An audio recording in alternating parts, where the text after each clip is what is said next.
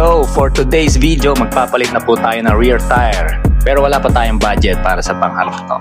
Nga pala, nandito ngayon tayo sa NT Feliciano Enterprises located along Magalang Concepcion Road, Magalang, Pampanga. So, ang napili kong tire brand is Beast Tire. Mga ka-ventures na talaga namang namamayagpag pagdating sa performance, quality, and it's budget friendly. Pero competitive na brand na gulong para sa ating mga motorsiklo. Ang sukat nga pala nito ay 130/70/13. Ang Beast Tire ay gawa at dinevelop sa Germany, pero ang motorcycle tires nito ay gawa sa India, Thailand. Ayun!